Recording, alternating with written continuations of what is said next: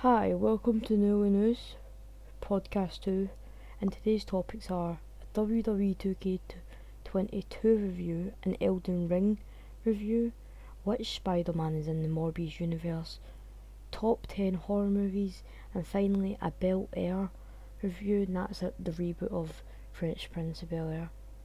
Today's first topic is the WWE 2K22 review, and if you don't know, 2K22 has been in the works for 2 years, and after 21 was cancelled and finally came out on March the 8th, if I'm not mistaken.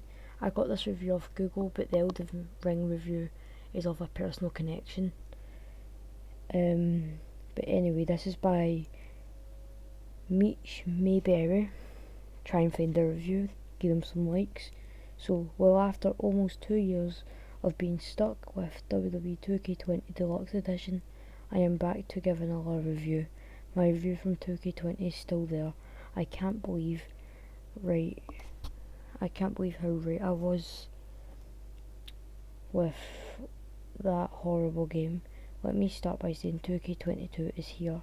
I got the Deluxe Edition, and so far I'm saying it's worth every dime. I mentioned in my 2K20 review that I am an 80s baby, and I die hard fan of both WWE live TV shows and the video games. I'm a stickler for looking to the game mimic the live project. Right, I was just reading it out, I could barely read it, but I get it now. They're practically saying it's now worth something, because the 2K franchise was going to, pardon my language, shit. Now 2K22 has saved it. That's now onto what I was going to say is that was by Meech Mayberry. You can go find their review, give them some likes, and yeah, that's the WWE 2K22 review. So now onto the Elden Ring side of reviews. This is a personal connection to the review, and I'm just going to read it out.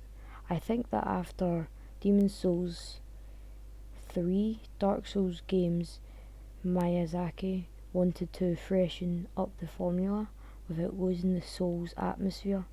From soft-released Sekiro and Bloodborne, a much faster combat system, this time Elden Ring has gone open world, while still keeping the feel of a Souls game.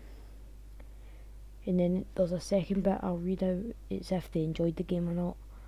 When you start the game, the map is blank, unlike every other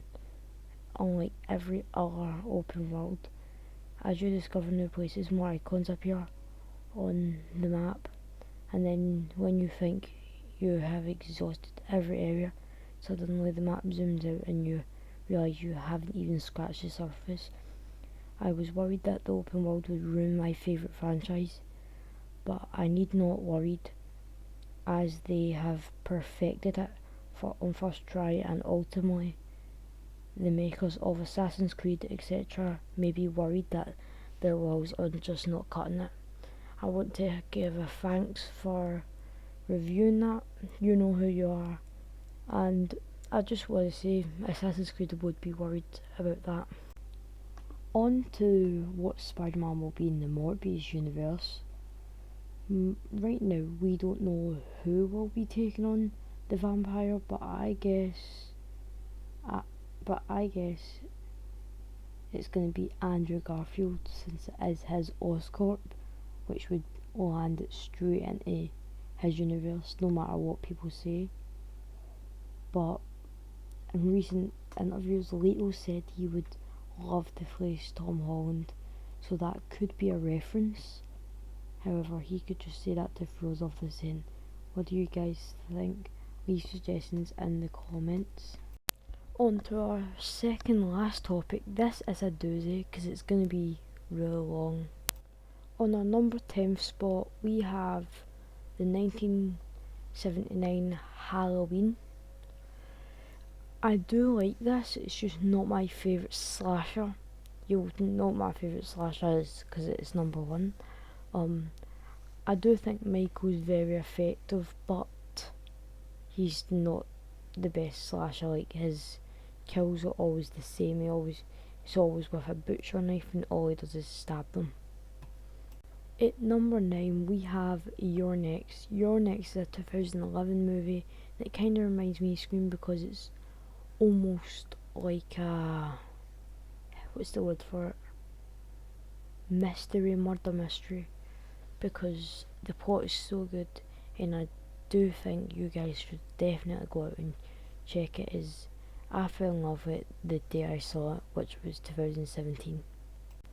At number 8 we have Us by Jordan Peele. It's just one of the best movies to ever exist. I'm going to be honest, every movie that Jordan Peele will be on this list, Get Out is actually tied with another movie. So I just fell in love with Jordan Peele's films, I really am, and I hope Nope this year will be really good. At number 7 we have the original Candyman, starring Tony Todd. It's a movie that really inspired me, and it's probably one of the first ever horror movie I watched. I am scared to say his name 3 times in the mirror, I'll be honest with you on that. And it's funny enough because the next on the list is Jordan Peele's Candyman. Okay, number 6 on the list we have Candyman, Jordan Peele. Like I said, Jordan Peele, best, not the best filmmaker, I'm gonna be honest. The best is Alfred Hitchcock, but he's up there, top 3 best. But Jordan Peele has not failed a single movie yet. As I'm aware, Candyman isn't his film, but he kinda helped make it. So I'm putting it down as Jordan Peele film. Really good though. I do recommend it. I don't know what you can find it on, but if you ever find it, don't snooze it, just watch it. At number 5 we have our tied spot. I didn't know what to put because obviously I've had my Jordan Peele stuff just sitting there, so instead of putting the Jordan Peele stuff, we're going to put the other thing, which is the Twilight Zone, the movie. Now this is tied for Get Out, so I'm going to be honest, it is amazing. Twilight Zone is just Rod Serling made one of the most best franchises that could ever live. At number 4 we have Scream 2. Wes Craven is probably my favourite director. Of course Alfred Hitchcock comes first, but yes, Wes Craven made a franchise that will forever be one of the best. Scream 2 wasn't my favourite Scream, but it is my favourite slasher, because Ghostface, he's not the best slasher, but he's my favourite. That's why I said he was better than Michael. So I hope you all agree with this, but Scream 2's definitely got some plot and it's really good. The killers don't make any sense, but I'll be honest with that. Number 3, this is our final top 3, is Final Destination, the original one. It's probably the best Final Destination because the franchise actually is dying, but then No Way Home director John Watts will be directing Final Destination 6, so it should be good.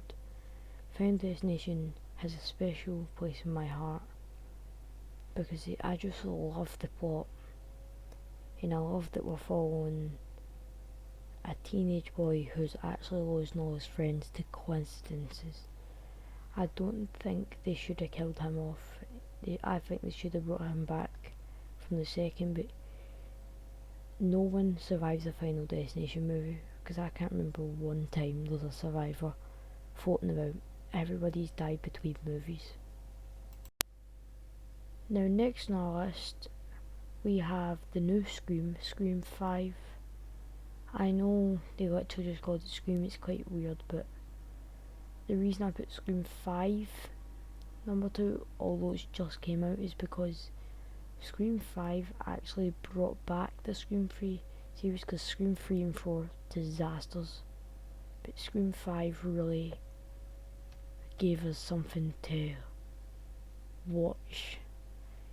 It was kind of obvious who the killers were, really obvious. But who cares? It was sad to see beloved Dewey die. Let's just keep that memorial. But anyway, I hope you guys enjoy. And here's in ready for number one. My number one spot obviously goes to the original Scream, because I'm not going to sit there and give Scream 5 number 2 but not give Scream 1 on the list. Scream 1 has been my favourite horror movie since I started watching horror. My very first horror movie was Freddy vs Jason, and that was back in like 2010, and I was born 2008, which means I was only 2 years old when I started watching horror movies. I'm the nerd person, like I'll sit there for any film as long as it's not a rom-com. But Scream, best horror movie to ever exist in my opinion. I hope you guys all enjoyed the top 10. Now surprisingly we do have one more thing to discuss. Alright, our final topic of today is the Bel Air show, aka the Fresh Prince of Bel Air reboot. Now this show is a drama now, it's no longer a comedy, and it's actually quite dark for a reboot. Like, in the reboot they've got Carlton doing drugs, they've got Ashley being gay, nothing wrong with that, but just like a big step, you know. They've also got Uncle Phil being a politician instead of your casual lawyer. They've got Will getting into gang violence, that's the only reason he moves from Philly. Jazz is barely in it, Jeffrey's barely in it, Ashley's barely in it. I've got Hillary being an influencer and arguing with her mum. It's all quite weird, but Bel Air is probably one of the best shows. And the guy that I'm showing on the screen, that is not the guy that plays Will. That is a fan film. I couldn't find an actual picture of the new Bel Air, but it really is good. I wish there was a cameo from one of the original cast members, but if you want my honest opinion, it's dark, good, but I'm glad Will Smith finally passed the torch on.